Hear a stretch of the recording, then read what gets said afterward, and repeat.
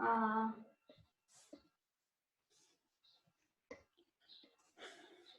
सबै साथीहरूलाई नमस्कार। मेरो अब पहिलो कक्षा हो हैन, त्यहाँनिर चाहिँ मिस्टेकहरू हुन सक्छन् अनि नपुगेका कुराहरू हुन सक्छन् अथवा बढी भएका कुराहरू हुन सक्छन्। त्यसलाई चाहिँ अन्तिममा थपगड गर्न पाइनेछ है त। शोध प्रस्तावदेखि नै मैले सुरु गरेँ है।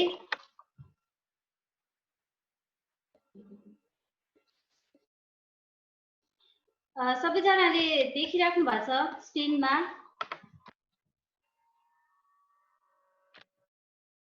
देखिरहेछौँ, सुरु गर्नु म्याम।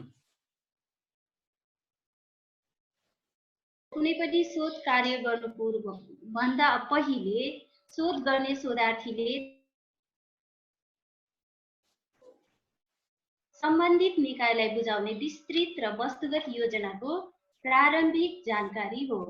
किनभने शोध प्रस्ताव भन्ने बित्तिकै हामीले प्रस्ताव मात्रै राखेको हुन्छ, त्यो निर्णय भइसकेको हुँदैन र हामीले सम्बन्धित निकायमा बुझाउने भएको हुनाले त्यो प्रस्तावमा चाहिँ के बारेमा शोध गर्ने अनि किन गर्ने, त्यसको प्रयोजन के हो, सामग्री सङ्कलन कसरी गर्ने भन्ने कुराहरू सबै राखेर चाहिँ एउटा प्रस्ताव तयार गरिन्छ।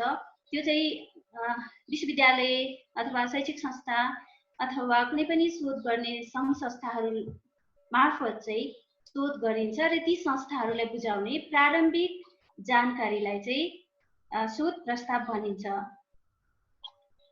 कुनै शैक्षिक संस्था अन्तर्गत शोध कार्यका लागि गरिने शोधको कार्ययोजना वा प्रारम्भिक रूपरेखा तथा कुनै योजना तथा परियोजना चलाएर शोध गर्ने संस्थाको प्रारम्भिक जानकारीका लागि गरिने शोधको प्रारम्भिक रूपरेखालाई शोध प्रस्ताव भनिन्छ। यसरी हामीले अस्ति मुक्ति सरले पनि भनिसक्नु भएको थियो शोध प्रस्ताव भनेको के हो भनेर। यो शोध प्रस्ताव हामीले बनाइसकेपछि चाहिँ खगेन्द्र सरले पनि भन्नुभएको थियो 40% हाम्रो चाहिँ काम सकिन्छ र यसका अङ्गहरू खगेन्द्र सरले भने अनुसार हामीले 14 वटा अङ्गहरू पढेका थियौँ र ती अङ्गहरू चाहिँ एक अर्कामा तिनीहरूको सम्बन्ध रहेको छ, कसैको धेरै रहेको छ कसैको चाहिँ थोरै रहेको छ, तर केही न केही यिनीहरू बिचमा चाहिँ सम्बन्ध रहेको छ भनेर हामीले पढेका थियौँ। र यो सम्बन्धको बारेमा डाइरेक्ट अथवा प्रत्यक्ष रूपमा कुनै पनि पुस्तकहरूमा लेखिएको छैन, हामीले आफै नै तयार गरेका थियौँ। त्यही तयार गर्ने क्रममा मैले पनि एउटा तयार गरेको थिएँ, त्यही चाहिँ म तपाईँहरूको अगाडि सेयर गर्दैछु। शोध प्रस्तावका अङ्गहरू मध्येमा पहिलो छ शीर्षक। शीर्षक शोध प्रस्तावको पहिलो अङ्ग हो। शीर्षक चयन महत्त्वपूर्ण कार्य मानिन्छ। शोध कार्यमा चाहिँ शीर्षक चयन महत्त्वपूर्ण कार्य मानिन्छ। म पहिले यो स्क्रिनमा भएको कुराहरू पढ्छु है त। रुचि क्षेत्र र विषयका आधारमा शीर्षक चयन, आफ्नो अनुभव र विशेषज्ञको परामर्श, औचित्य र महत्त्वका आधारमा शीर्षक चयन। यसरी शीर्षक चयन गरिसकेपछि हाम्रो शीर्षक चयन नै सबैभन्दा महत्त्वपूर्ण कार्य मानिरहेछ शोध कार्यका लागि। शोधार्थीले आफ्नो रुचि क्षेत्रका आधारमा चाहिँ शीर्षक चयन गर्नुपर्ने हुन्छ।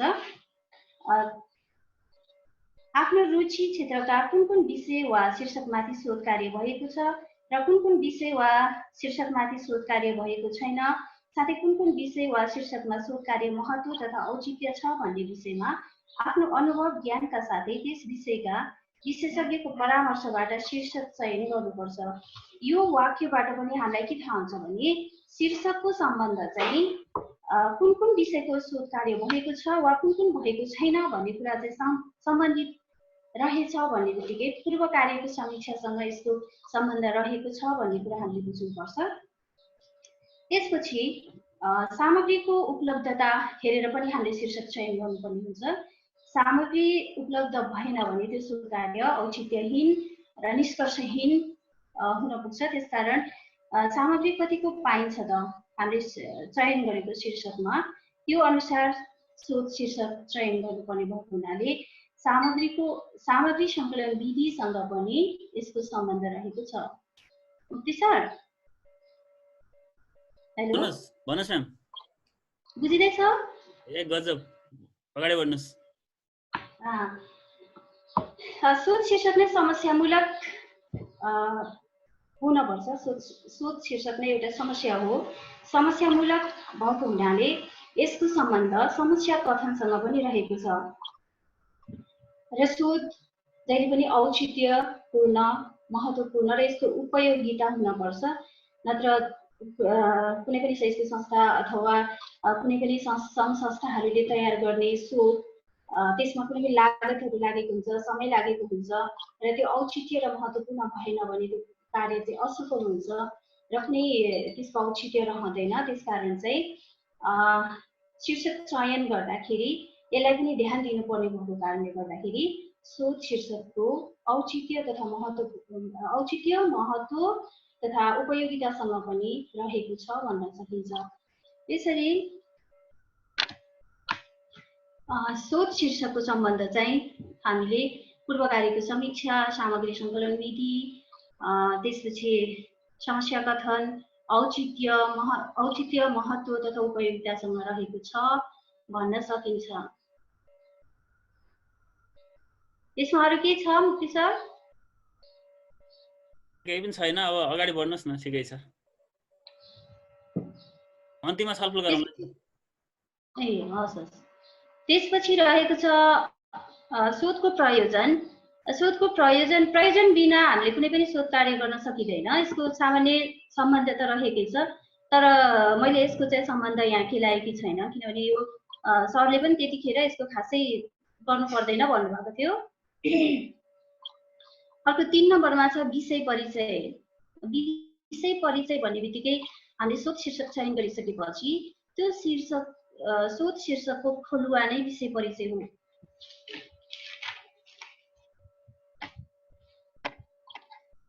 शोध कार्य शैक्षिक क्षेत्र विषय परिचयको भन्ने थिएँ मैले। शोध शीर्षकले समेट्ने विषयको चिनारी हो। शोधार्थीले शोध गरिने विषयका बारेमा संक्षिप्त चिनारी दिनुपर्छ। यसमा शोधमा के कस्ता विषयगत समस्या वा जिज्ञासाको समाधान कस्तो विधिबाट खोजिने हो त्यसको साङ्केतिक रूपमा उल्लेख गर्नुपर्छ। यो कुराबाट पनि हामीले चाहिँ यसको सम्बन्ध चाहिँ केसँग छ भनेर चाहिँ अलिकति सङ्केत पाउन सकिन्छ। शोध परिचय भनेको विषय शीर्षकको खोलुवा हो। हामीले अस्ति यो टर्म पेपर लेख्दाखेरि पनि विषय परिचयमा हामीले त्यो शीर्षकको अलिकति परिचय दिनुपर्छ। त्यसपछि त्यसलाई अलिकति के विषयमा चाहिँ हामीले अध्ययन गर्ने हो, के नगर्ने, केलाई चाहिँ हामीले छोड्ने भन्ने अलिकति खुलाउनुपर्छ भनेर हामीलाई गुरुहरूले पनि सिकाइरहनु भएको थियो। त्यसकारण यसको चाहिँ सीमाङ्कनसँग पनि सम्बन्ध रहेको हुने रहेछ। कुन विषयमा मात्र हामीले कुन विषयमा चाहिँ अथवा शोधको कुन विषयमा चाहिँ हामीले अध्ययन गर्छौँ, कुनमा गर्दैनौँ भनेर चाहिँ त्यहाँ अलिकति हामीले सङ्केत दिनपर्ने हुन्छ, खोलुवा गर्नुपर्ने हुन्छ। त्यसकारण यो विषय परिचयको सम्बन्ध चाहिँ शीर्षक, समस्या कथन र सैद्धान्तिक ढाँचा र शोध विधिसँग पनि भएको छ। हामीले त्यो विषय परिचयमा कस्ता खालका कुन सैद्धान्तिक ढाँचा अथवा अवधारणा चाहिँ अपनाएर कसरी शोध गर्दैछौँ भन्ने कुरा, कुन विधि अपनाएर चाहिँ हामीले शोध गर्दैछौँ भन्ने कुराको पनि खुलुवा गर्नुपर्ने भएको हुनाले यसको सम्बन्ध चाहिँ सैद्धान्तिक ढाँचा र शोध विधिसँग पनि रहेको छ। समस्या कथन कुन समस्याहरूसँग हामी कुन समस्याहरू राखेर चाहिँ हामी शोध गर्दैछौँ अथवा शोध कार्य गर्दैछौँ अथवा अनुसन्धान गर्दैछौँ भन्ने कुराको पनि खुलुवा गरिन्छ विषय परिचयमा। त्यसकारण यिनीहरू बिचमा चाहिँ सम्बन्ध रहेको छ। त्यसपछि अर्को छ समस्या कथन 4 नम्बरमा। शीर्षकले सङ्केत गरेको समस्या अथवा शीर्षकले समेटेको विषयसँग सम्बन्धित प्रश्न, जिज्ञासा र तिनका सम्भावित समाधान उत्तरहरू नै समस्या कथन हो। यिनै समस्या तथा प्रश्नहरूको उत्तर खोज्न शोध कार्य गरिन्छ। यिनै जिज्ञासा तथा प्रश्नहरूले नै शोधको शीर्षक अथवा शोधको औचित्य पुष्टि गर्छन्। यी प्रश्नहरू उद्देश्य प्राप्तितर्फ केन्द्रित हुन्छन् र तिनले सत्यको प्राप्तितर्फ डोर्याउने अनि निष्कर्षतिर लैजाने गर्छन्। यस्ता खाले प्रश्नहरू विशिष्ट र निष्कर्षको निर्देश गर्ने खालको हुनुपर्छ। यो चाहिँ समस्या कथनको अलिकति मैले परिचय दिएँ। समस्या कथनको सम्बन्ध शीर्षक, उद्देश्य कथन र रूपरेखासँग रहेको हुन्छ। अघि शीर्षककै ठाउँमा मैले भनिसकेँ, शीर्षक नै समस्यामूलक हुनुपर्छ। समस्या कथन शीर्षकमा आधारित भएको हुन्छ भने शीर्षकसँग सम्बन्धित भएर हामीले समस्याहरू पहिल्याउनु पर्ने हुन्छ। त्यो शीर्षकमा के कस्ता हामीले चयन गरेको शीर्षकमा अथवा शोधार्थीले चयन गरेको शीर्षकमा शीर्षक अन्तर्गत रहेर के कस्ता समस्याहरूसँग चाहिँ हामीले अथवा के कस्ता समस्यामाथि चाहिँ हामीले अनुसन्धान गर्ने हो भन्ने कुरा चाहिँ हामीले खोजी गर्नुपर्ने हुन्छ। समस्या कथनमा उद्देश्य चाहिँ फेरि समस्या कथनमा आधारित रहेको हुन्छ। समस्या कथन शीर्षकमा आधारित रहेको हुन्छ भने उद्देश्य चाहिँ समस्या कथनमा आधारित रहेको हुन्छ। कुनै पनि शोध कार्य गर्दा कुनै पक्षको सत्य तथ्य निष्कर्षको खोजीका प्रारम्भमै समाधानका निम्ति उब्जिएका प्रश्नहरूकै समाधानको सङ्केत उद्देश्यमा रहेको हुन्छ। शीर्षक चयन भइसकेपछि त्यो शीर्षकसँग सम्बन्धित समस्याहरू खोज्छौँ हामीले र प्रश्नहरू बनाउँछौँ र ती प्रश्नहरूको सम्भावित उत्तर के हुन सक्छ भनेर हामीले उद्देश्य कथनमा फेरि त्यसलाई प्रष्ट रूपमा उतार्छौँ। त्यसकारण चाहिँ समस्या नभई तिनको समाधान गर्ने उद्देश्य हुनै सक्दैन। त्यस्तै समाधान गर्ने उद्देश्य नभई समस्या समाधान नै सीमित रहने भएकाले यिनका बीचमा तालमेल हुन चाहिँ जरुरी छ।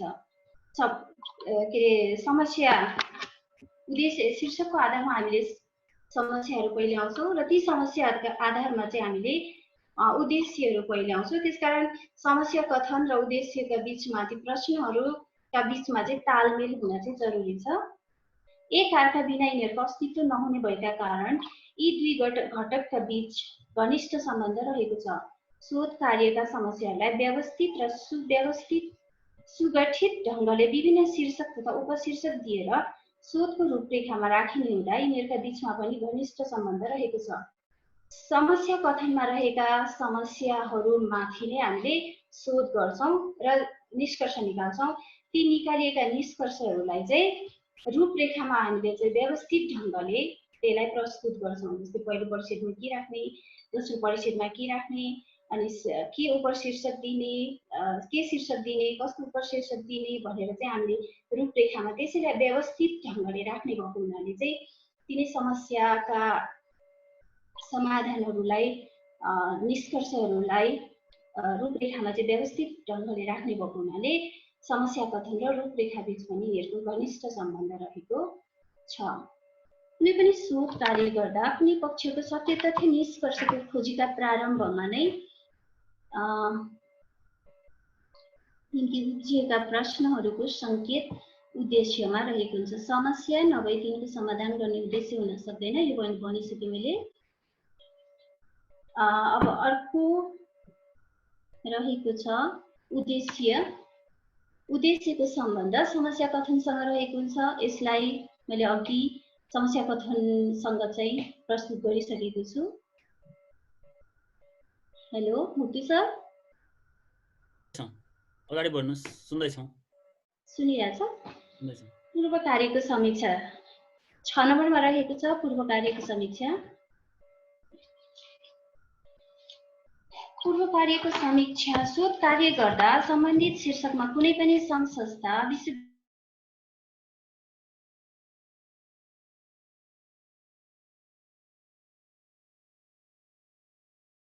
कता जानुभयो? उहाँको बत्ती गयो कि जस्तो छ।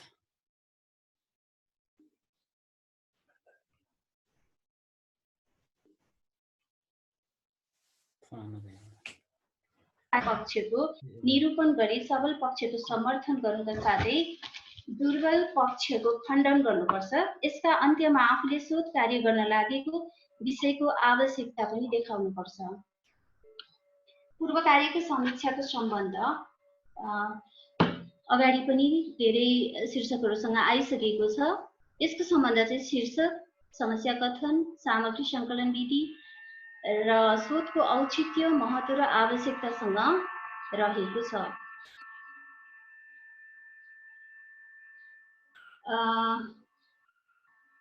यसमा हाम्रो शीर्षकसँग के सम्बन्ध रहेको छ भने अगाडि शीर्षकसँगै आइसकेको छ, समस्या कथनसँग पनि आइसकेको छ। सामग्री सङ्कलन विधि, पूर्व कार्यको समीक्षा र सामग्री सङ्कलन विधिसँग पनि यसको सम्बन्ध रहेको छ। हामीले शीर्षक चयन गरिसकेपछि अथवा शोधार्थीले आफूले गर्न लागेको शोधको शीर्षक चयन गरिसकेपछि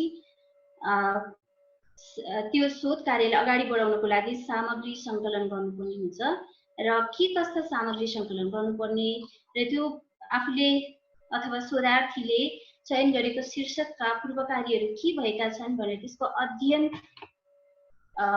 गर्ने कार्य गर्नुपर्ने हुन्छ र सामग्री सङ्कलन ती पूर्व कार्यमा भएका सबै कार्यहरू चाहिँ शोधार्थीका सामग्रीहरू हुन्छन् र तिनै सामग्रीहरू सङ्कलन गरेर व्यवस्थित ढङ्गले राख्नुपर्ने भएको र तिनै सामग्रीहरूले चाहिँ शोध कार्यलाई अगाडि बढाउने भएको हुनाले यसका बिचमा चाहिँ अन्योन्याश्रित सम्बन्ध रहेको छ। त्यसपछि पूर्व कार्यका समीक्षा गरिसकेपछि अन्तमा आफूले पूर्व कार्यमा भएका कामहरू भन्दा बाहेक अथवा त्योभन्दा छुट्टै गर्नुपर्ने हो कि अथवा पूर्व कार्यमा भएका कुनै त्रुटिहरूलाई फेरि दरुब बनाउन अथवा सबल बनाउनको लागि त्यो कार्य गरेको हो कि अथवा के औचित्यले चाहिँ आफूले शोध कार्य गर्न लागिरहेको छ त्यसको अन्त्यमा चाहिँ त्यसको औचित्य तथा महत्त्व दर्शाउनु पर्ने भएको कारणले गर्दाखेरि यसको महत्त्व औचित्य, महत्त्व र आवश्यकतासँग पनि रहेको छ पूर्व कार्यको समीक्षाको। औचित्य, महत्त्व र उपयोगिता, शोधार्थीले तयार पारेको शोध कार्यबाट 7 नम्बरमा छ औचित्य, महत्त्व र उपयोगिता। शोधार्थीले तयार पारेको शोध कार्यबाट प्राप्त निष्कर्षका बारेमा जान्न इच्छुक व्यक्ति तथा सङ्घ-संस्थाका लागि सैद्धान्तिक र व्यवहारिक रूपमा औचित्यपूर्ण हुनुपर्ने। यसको सम्बन्ध शीर्षकसँग रहेको शीर्षक चयन गर्दा नै औचित्यपूर्ण हुनुपर्ने भनेर मैले यहाँ लेखेको छु।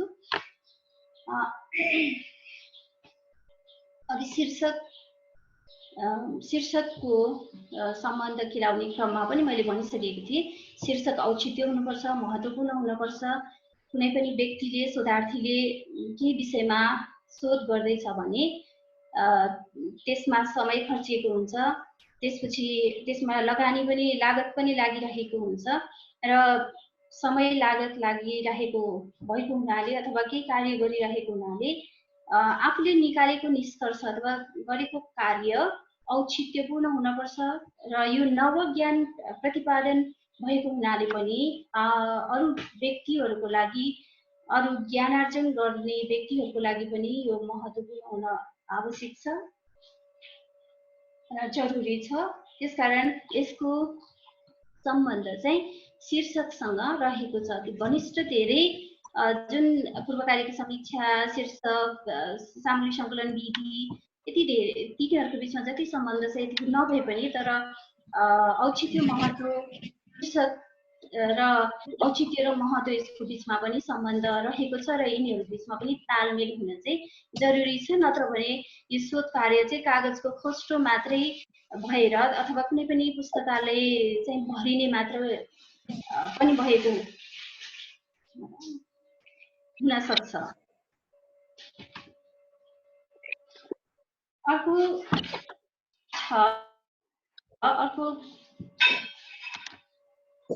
8 नम्बरमा छ प्राक कल्पना।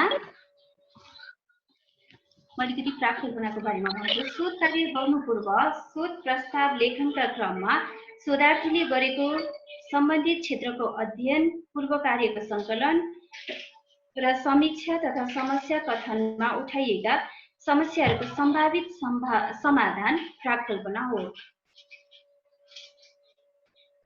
प्राक कल्पना भनेको एउटा कल्पना, कुनै पनि शोधार्थीले शोध कार्य गर्दैछ भने त्यसबाट निस्किने निष्कर्ष यस्तो किसिमको हुन सक्छ भनेर शोधार्थीले गरेको अनुमान अथवा कल्पना नै प्राक कल्पना हो।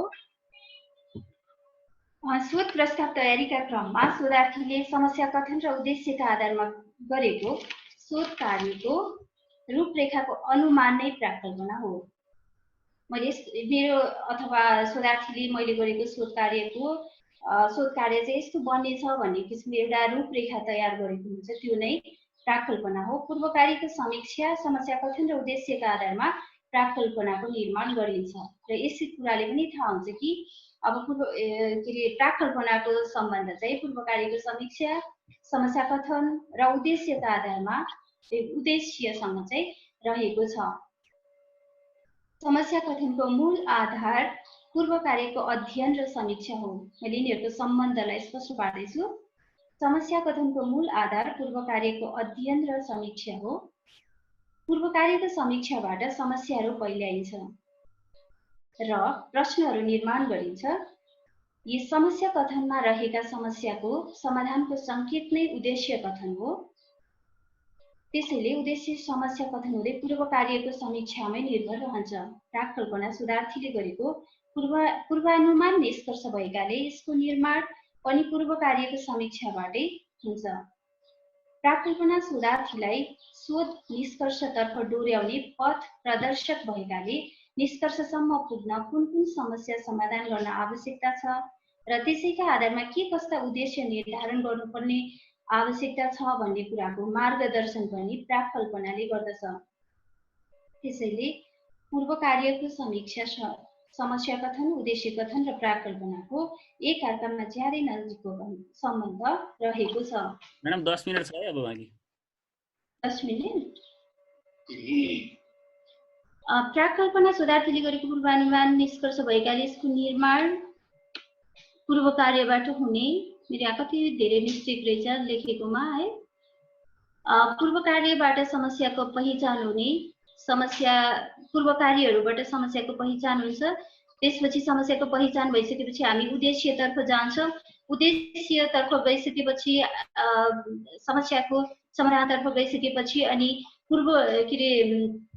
प्राक्कल्पना निर्माण हुन्छ। त्यो प्राक्कल्पना सही नै नहुन सक्छ, पछि फेरबदल पनि हुन सक्छ। अर्को विषय छ अर्को। हेलो मुक्ति सर, भन्नुस्। मेरो स्लाइड यति नै छ। यो सक्नु भयो? यहाँ अगाडि बढाउनु भएको छैन? छ मैले स्लाइड चाहिँ यति नै छ। अनि त्यसपछि अब यतिकै आफै भन्ने हो। त्यसलाई भन्नुस् न, भन्नुस्। त्यो त्यसपछि अफ गरेर भन्नुस्, त्यो स्लाइडलाई अफ गर्नुस् अनि भन्नुस् है। यो स्लाइडलाई अफ गर्नै आएन हेर न। हेलो, स्क्रिन शेयरलाई स्टप गर्नु। हजुरको आइरहेको छ स्क्रिन। ल म यतिकै भने है त। हजुरको स्क्रिन देखिएको छ, त्यसलाई अफ स्टप गर्नुस् त।